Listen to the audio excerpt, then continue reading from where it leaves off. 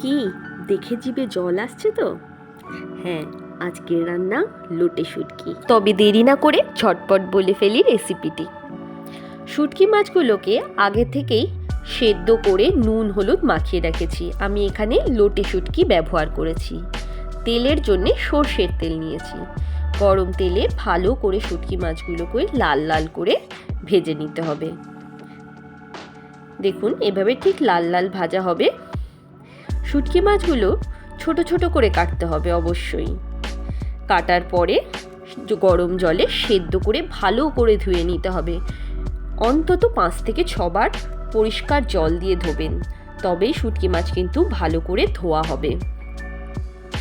ধোয়ার পরে শুটকি মাছগুলো একটু নরম হয়ে গেলে আলতো হাতে একটু ম্যাশ করে দেবেন, তাহলে শুটকি মাছের স্বাদ আরও বেড়ে যাবে। বাঙালির অত্যন্ত প্রিয় একটি খাবার লোটে শুটকি, তাই না? গরম ভাতে দুর্দান্ত খেতে লাগে। তাই আজকের রান্না লোটে শুটকি।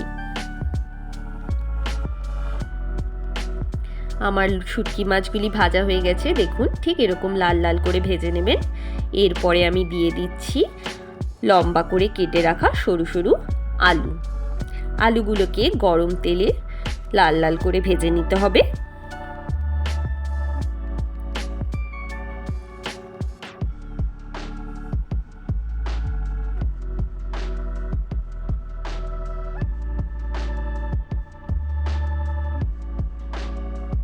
দেখুন ঠিক এইভাবে আলুগুলো হালকা লাল কালার আসা অবধি ভাজতে হবে।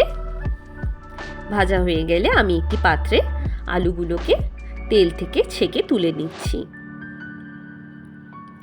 এবারে আমি তেলের মধ্যে দিয়ে দিচ্ছি শুটকি মাছের আরও একটি প্রধান উপকরণ, বেগুন। বেগুনগুলোকেও আলুর মতো লম্বা লম্বা টুকরো করে সরু সরু করে কাটতে হবে। তেলের মধ্যে এবারে আমি বেগুনগুলোকে দিয়ে ভালো করে ভেজে নেব। আমি কিন্তু এখন কোনো কিছুতেই নুন দিইনি, শুধু শুটকি মাছ ভাজার সময়তেই নুন দিয়েছিলাম। একেবারে তরকারি করার সময় নুন দেব। বেগুনগুলো নরম হওয়া অবধি এইভাবে ভেজে নিতে হবে।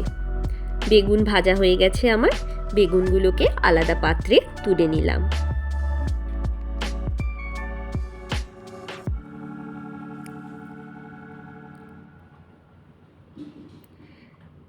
এবারে কি কি উপকরণ লাগছে রান্নার জন্য দেখে নেওয়া যাক।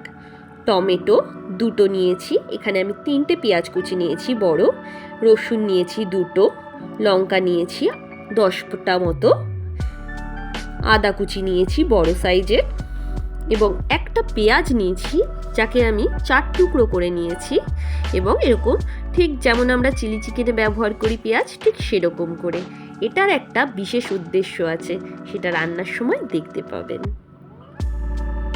এবার তেলের মধ্যে আমি দিয়ে দিচ্ছি কুচানো পেঁয়াজগুলি।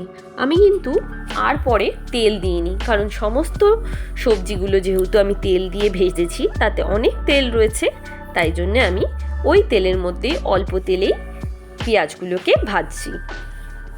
এরপরে যদি আমি পেঁয়াজ ভাজার জন্য আরও বেশি তেল দিই তাতে অনেক বেশি তেল রান্নায় হয়ে যাবে। এবারে আমি দিয়ে দিচ্ছি স্বাদ অনুযায়ী লবণ। পেঁয়াজ ভাজার সময় লবণ দিলে পেঁয়াজগুলি তাড়াতাড়ি সুন্দর ভাজা হয়, তাই জন্য পেঁয়াজ ভাজার সময় লবণ দিলে ভালো হয়। পেঁয়াজগুলিকে ভালো করে লাল লাল করে ভেজে নিতে হবে। তারই মাঝখানে আমি যে মশলাগুলি রেখেছিলাম সেগুলিকে মিক্সিতে পেস্ট করে নেব। প্রথমে দিচ্ছি আদা, কুচনো টমেটো, শুকনো লঙ্কা।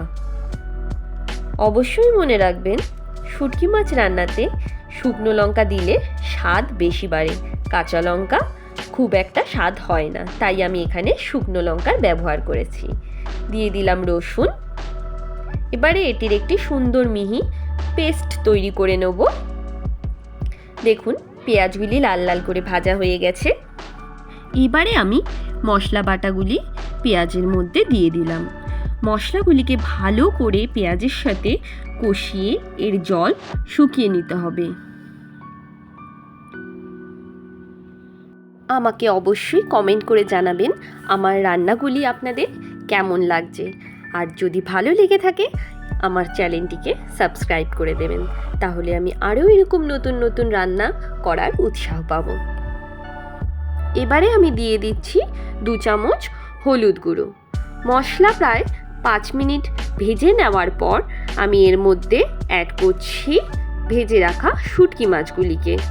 শুটকি মাছ দিয়ে প্রায় আবার 5-7 মিনিট মতো ভালো করে মশলাগুলিকে গ্যাস বড় করে ভেজে নিতে হবে।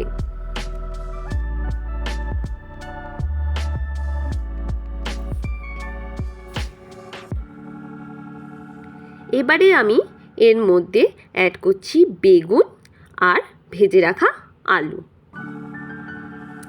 এবারে সমস্ত সবজিগুলি এর মধ্যে দিয়ে ভালো করে কষিয়ে আমি কিছুক্ষণের জন্য এটিকে ঢেকে দেব। এবারে আমি দিয়ে দিচ্ছি এর মধ্যে ছোট চামচের 1.5 চামচ কাশ্মীরি লঙ্কার গুঁড়ো, তাতে রঙটা খুব সুন্দর আসে। শুটকি মাছ রান্নাতে আমি কিন্তু জলের ব্যবহার করি না, তাই এই রান্নাটা বেশি তেল দিয়ে হয়। এবারে সবজিগুলিকে ভালো করে নাড়াচাড়া করে গ্যাস কমিয়ে ঢেকে ঢেকে রান্না করব যতক্ষণ না সুন্দর রং আর তেল ছেড়ে দিচ্ছে। সমস্ত সবজিগুলিকে এইভাবে ভালো করে নেড়ে কষে নিতে হবে। দেখুন কি সুন্দর না দেখতে লাগছে। এই রান্নাটি আমার বাড়ির সকলে খেতে ভীষণ পছন্দ করেন। আমি এবার এটিকে ঢেকে কিছুক্ষণের জন্য গ্যাস কমিয়ে রেখে দিলাম। দেখুন কি সুন্দর একটি কালার চলে এসছে এবং এতে মশলা থেকে তেল ছেড়ে দিয়েছে। এবারে আমি অ্যাড করে দিচ্ছি 4 টুকরো করে কেটে রাখা পেঁয়াজগুলি। এই পেঁয়াজ কাটাগুলি রান্নার প্রায় শেষের দিকে দিতে হবে। এবারে আমি দিয়ে দিচ্ছি 1/2 চামচ চিনি। এবারে পেঁয়াজ মশলাগুলির সাথে ভালো করে মিশিয়ে দিতে হবে। পেঁয়াজগুলি দিয়ে বেশিক্ষণ আর কষালে চলবে না। 2 থেকে 3 মিনিট কষিয়ে গ্যাস বন্ধ করে দিতে হবে। পেঁয়াজগুলি বেশি মজে গেলে এই পেঁয়াজগুলির যে স্বাদ সেগুলো কিন্তু থাকবে না।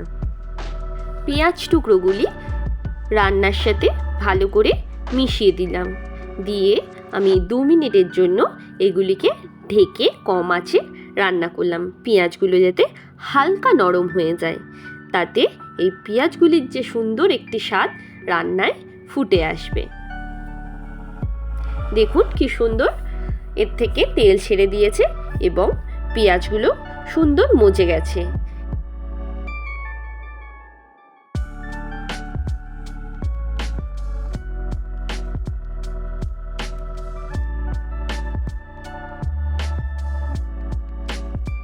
রান্না থেকে এবারে দেখুন সুন্দর তেল বেরিয়ে গেছে, রঙও চলে এসছে, সমস্ত সবজিও সেদ্ধ হয়ে গেছে, পেঁয়াজগুলি যে দিয়েছিলাম পরে সেগুলিও মজে গেছে।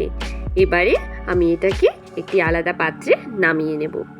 রান্নাটি করে জানাবেন রান্নাটি আপনাদের কেমন লাগলো।